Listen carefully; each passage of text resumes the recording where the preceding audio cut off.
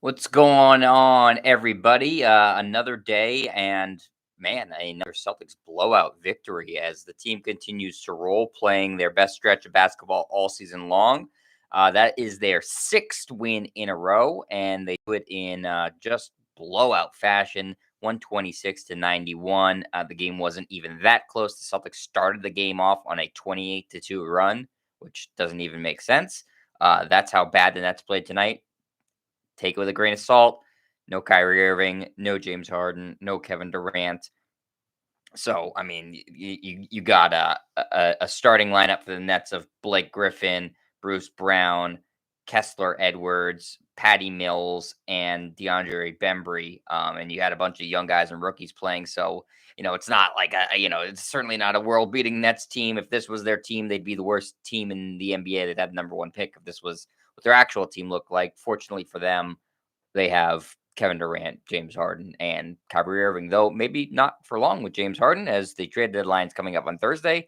A lot of rumors concerning him, but tonight we're just focusing on the Celtics and what they did, which was absolutely destroying this Nets team, which is what they should have done.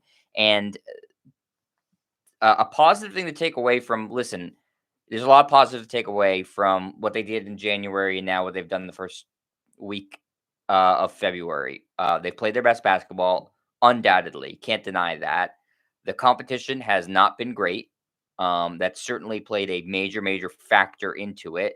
But you can say that, but at the same time, when you play not great competition, we've talked about this before, you should kick their asses. And that's what the Celtics have done for the most part. If you look at their win streak now, it started against the Pelicans in New Orleans, and they won that game by 10. Not a very good team, Pelicans team, but they're not terrible. And you won by 10 on the road. Solid margin of victory. You next play the Heat in Boston. You beat the crap out of them because they didn't have Jimmy Butler in that game, and so you should beat the crap out of them. They didn't have PJ Tucker either. The Hornets, you played a tight game with, and you won that game. You pulled away, you hung on, sorry, in the fourth to win it. That was one of the stronger wins of the season. Hornets are about even with you right now, so strong win there. Pistons, not a very good team. Maybe the Celtics' weakest performance of this win streak. They only won that game by 9, 102-93, but it was never in too much jeopardy. They had a couple big leads in that game. The Magic, they destroyed them the other day, 116-83, and then tonight, 126-91. So a lot of these games with blowout wins, and that's following a trend too. Prior to that Pelicans game, they lost to the Hawks, who they meet again this weekend, by the way. But the two games prior to that, they beat the Kings 128-75, and they beat the Wizards 116-87. So they've been blowing teams out this league this season uh, as of late. Again, part of what they've been playing their best basketball is because when they're playing lesser competition, now they're beating the crap out of them. Earlier, they were hemorrhaging these leads and they were losing games in the fourth quarter. So something's changed with the Celtics in terms of how they are able to keep their foot on the gas pedal. And that's a huge, huge change from what was going on for most of this season. And we haven't seen that happen in a while now, which is a really encouraging sign. And certainly tonight, it was another wire to wire victory for the Celtics. I believe they showed this stat on TNT. The Celtics are tied, I think, with the Bucks for the second most wire to wire wins in the NBA this year. They have 8, which is surprising. Most of those have come recently, though. And yeah, they're looking good heading into the trade deadline. It will be very revealing, not just to see what Wick and the ownership group and Brad Stevens and the management group do. As the Celtics are playing their best basketball of the year, it's hard to sell the fan bases. Okay, we're gonna be sellers and we're going to try to shed salary so we get under the tax. I mean, if you're Wick and the ownership group and you really want to save money, you're really upset with the fact the team has started to play really well and on a winning streak now because it makes it really, really tough to sell your fans. Oh, yeah, we're going to just save money, even though we're playing well. We're going to get rid of some of these guys and take back, not take back cheaper contracts so it helps us financially. So I think they're in a position where they almost have to add, or else the team's going to suddenly regress because they'll say we don't have ownership or management support and fans might not show up in as much as they have. So it's a big decision point for the Celtics ownership group, as the deadline is coming up on Thursday. And also, what will be very, very revealing is the Celtics' next two games. Before we'll, I'll just tell you what they are, and then we'll get into the box score of this one. But their next two games are going to be their biggest tests they had in a while. I thought this was going to be a test against Brooklyn, but with Harden out, um, and and Durant out and Kyrie out, it wasn't, obviously it wasn't much of a test. But I should say the next three games, much bigger test. I don't know why I forgot that the game after that was Philadelphia. So Denver, Atlanta, Philly, those are their next three games. Uh, Denver and Atlanta are in Boston. Philly is on the road. And despite the Celtics playing so well recently, this is going to be what's telling us if they've actually turned a corner or not. If they can win two out of these next three games, you can say, okay, this team has figured things out. They're going to they're going to be a playoff team, and they're going to be playing with confidence. I still don't think they'll get out of the first round, but maybe they'd make it a little bit more competitive. Maybe if they add some pieces of the trade deadline, that we're talking about a different story. But if they drop all three or win one and get blown out of the other two, then you can say, okay, this was just a mirage. They beat a bunch of crap teams or teams that were, limited by injuries.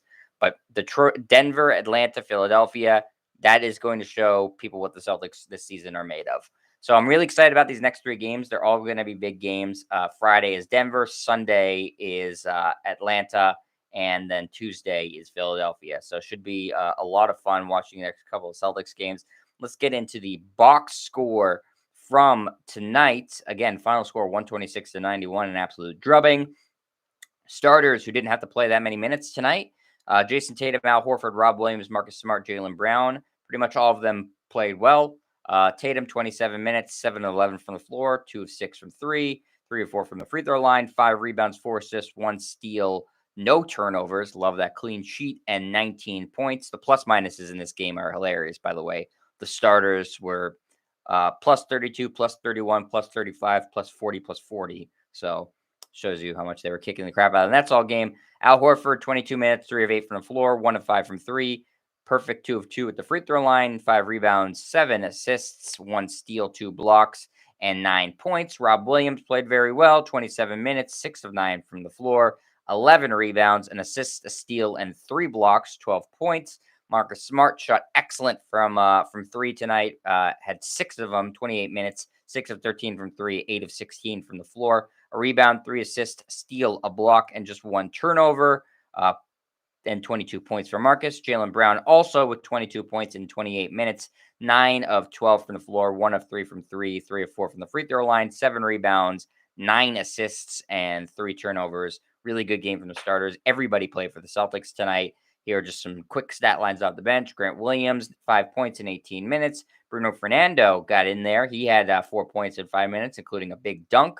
Aaron Nesmith, who may be on the trade block, 14 minutes, 4 points.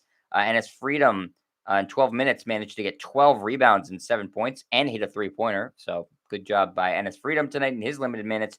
Schroeder, also a guy who may not be long for the Celtics, 19 minutes, 4 of 7 from the floor, 11 points. Peyton Pritchard had 9 points in 14 minutes. Nice showing for him. Not a great game from Josh Richardson. Didn't need to, though. 15 minutes, 0 of 1 from the floor, 2 points. And Romeo Langford, 12 minutes, 0 of 1 from the floor, no points.